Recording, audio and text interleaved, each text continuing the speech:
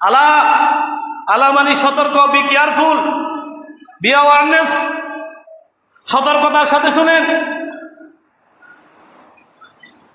হাল বাল্লাগতু, আমি কি আমার নবুয়তের জিম্মাদারি পালন করেছি? আলা হাল বাল্লাগতু, আমি কি আমার রিসালাতের দায়িত্ব পালন করেছি?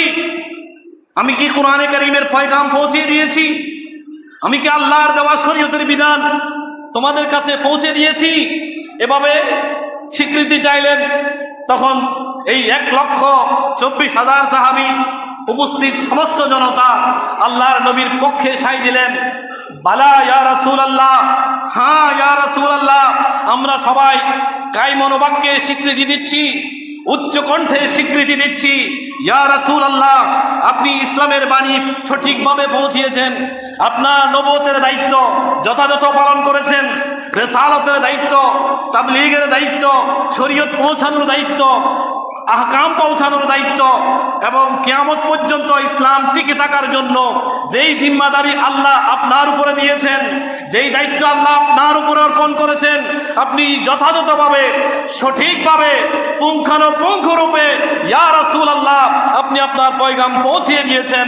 সবাই সমস্বরে রাসূলের এই বাণীতে স্বীকৃতি দিয়েছেন, সমর্থন জানিয়েছেন এবং উচ্চ কণ্ঠে রাসূলের পক্ষে সাক্ষী দিয়েছেন। বড় করে বলুন সুবহানাল্লাহ। এই নবীর মিশন সমাপ্ত হয়েছে আরাফার ময়দানে, পরিপূর্ণ হয়েছে আরাফার ময়দানে। শুরু হয়েছে আদম আলাইহিস সালাম থেকে। আল্লাহর দ্বীনের মিশন শুরু হয়েছে আদম আলাইহিস সালাম থেকে, আর সেটা কমপ্লিট হয়েছে, পরিপূর্ণতা পেয়েছে 10ম হিজরির জিলহজ মাসের 9 তারিখে, যেদিন আল্লাহ নাজিল করলেন আল ইয়াউমা আকমালতু লাকুম দীনাকুম ওয়া আতমামতু আলাইকুম নি'মাতি ওয়া রাদিতু লাকুমুল ইসলামা দীনান। বড় করে বলেন সুবহানাল্লাহ। এই আয়াত যখন নাজিল হয়েছে, আল ইয়াউমা আকমালতু লাকুম, আজ আমি তোমাদের জন্য তোমাদের দ্বীনকে পরিপূর্ণ করে দিলাম, আজ আমি তোমাদের জন্য তোমাদের দ্বীনকে পরিপূর্ণ করে দিলাম। যেটার শুভ সূচনা হয়েছে আদম আলাইহিস সালাম থেকে, সেটার পরিপূর্ণতা পেয়েছে আজ আরাফার ময়দানে। ওয়া আতমামতু আলাইকুম নি'মাতি, আমার সমস্ত নিয়ামত তোমাদের জন্য আমি পরিপূর্ণ করে দিলাম। ওয়া রাদিতু লাকুমুল ইসলামা দীনান, তোমাদের জন্য দ্বীন ইসলামকে আমি সন্তুষ্টির জায়গা বানিয়ে দিলাম। এই আয়াতে কারিমা নাজিল হওয়ার পর সাহাবায়ে কেরাম খুশিতে নাচতে লাগলেন, আনন্দিত, আহ্লাদিত, পুলকিত হলেন যে নবীর যে মিশন সেটা পরিপূর্ণ হয়ে গেছে আল্লাহর ঘোষণায়। কিন্তু হযরত আবু বকর সিদ্দিক কাঁপতে লাগলেন। হযরত আবু বকর সিদ্দিক বুঝে গেলেন যে নবী তো আমাদের কাছ থেকে চলে যাবেন, এই বার্তা তো এই আয়াতের মধ্যে এসে গেছে। অনেকেই হাসতেছেন, হযরত আবু বকর সিদ্দিক কাঁদছেন। জিজ্ঞাসা করলেন সাহাবায়ে কেরাম, কিরে আপনি কাঁদেন কেন? এটা তো আমাদের জন্য শুভ সংবাদ, এটা তো আমাদের জন্য ঈদের দিন, আরাফার দিন, ঈদের দিন।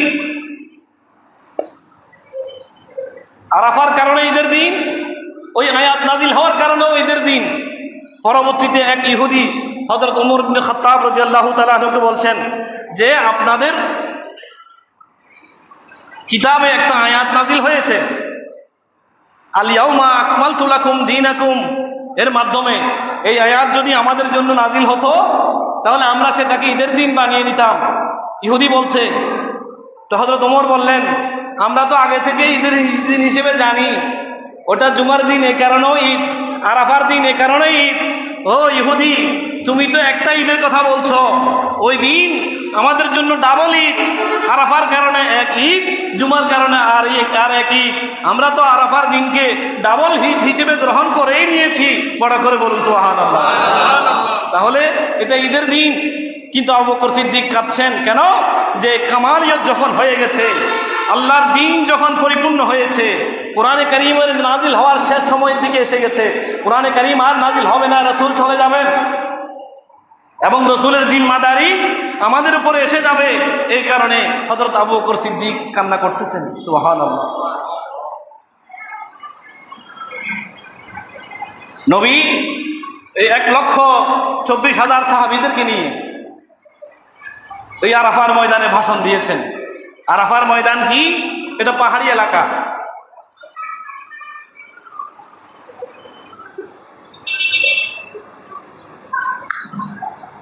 সম্মুখের সাহাবীরা যেরকম শুনেছেন, একদম শেষের সাহাবীও সমান তালে শুনেছেন।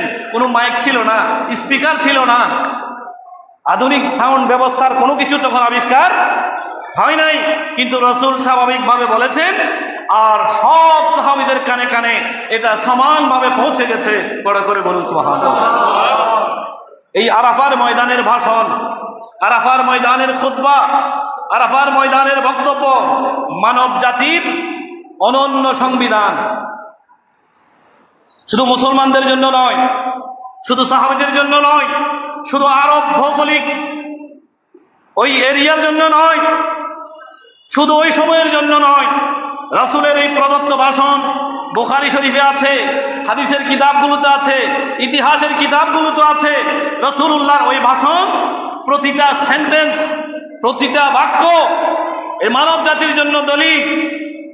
যে কোনো নির্যাতিত, নিপীড়িত, বঞ্চিত মানব জাতি যদি রাসূলের এই ভাষণকে কেন্দ্র করে নিজেদের সমাজ পরিবর্তন করতে চায়, নিজেদের অবস্থার উন্নতি করতে চায়, তো রাসূলুল্লাহর এই ভাষণকে যদি উপজীব্য করে তারা তাদের সমাজ রাষ্ট্র সাজাতে চায়, তো রাসূলের ওই খুতবা যেটা আরাফার ময়দানে দিয়েছেন, সেই খুতবাই যথেষ্ট।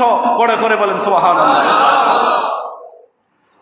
পৃথিবীর সর্বকালের, সর্বস্থানের, সর্বসময়ের যত বক্তব্য আছে,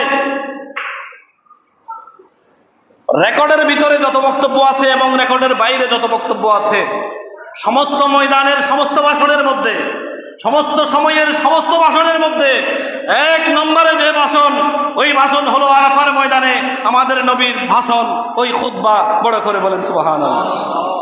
এটা শুধু আমরা মুসলমানরা বলছি তা নয়, জাতিসংঘের ইউনেস্কো একটা বিভাগ আছে, তারা সংস্কৃতি এবং শিক্ষা ডিপার্টমেন্ট নিয়ে কাজ করে। তারাও তাদের তালিকাতে একটা ভাষণের নাম রেখেছে যে এটা সর্বকালের, সর্বস্থানের সবচেয়ে সেরা ভাষণ কোনটা, তারা 1 নম্বরে রেখেছে ওই আরাফার ময়দানের আমাদের নবীর ভাষণকে ওরা 1 নম্বরে রেখেছে। বড় করে বলেন সুবহানাল্লাহ। তারা রাখলেও 1 নম্বরে থাকবে, তারা না রাখলেও 1 নম্বরে থাকবে।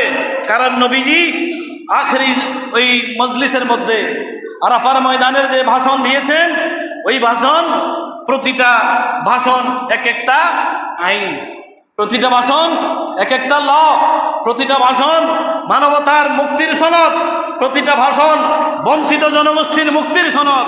ওই আখেরি ভাষণ, খুতবা, যেটা আরাফার ময়দানে আল্লাহর নবী পেশ করেছেন। বড় করে বলুন সুবহানাল্লাহ। খুতবা শেষে নবী করিম সাল্লাল্লাহু আলাইহি ওয়াসাল্লাম উপস্থিত জনতার কাছ থেকে স্বীকৃতি নিলেন।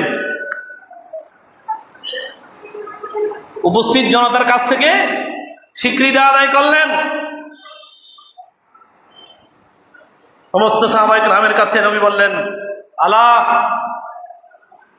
হে আমার সাহাবায়ে কেরাম, আপনারা শুনেন।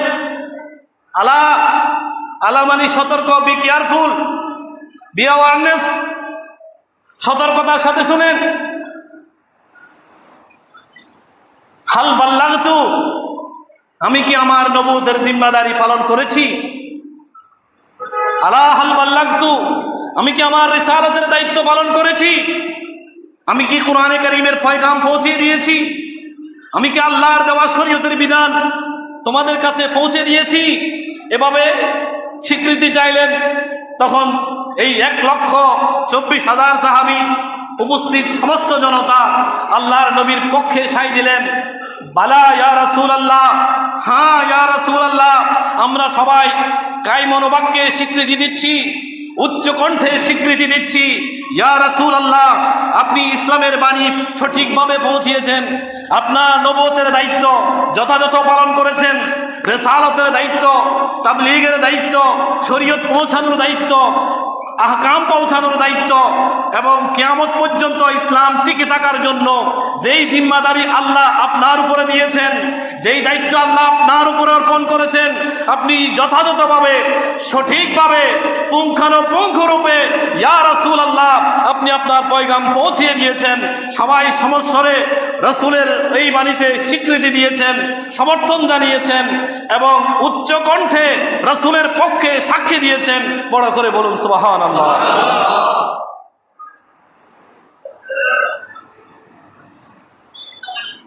রাসূল যে সাক্ষ্য নিলেন এটা তো প্রয়োজন ছিল না।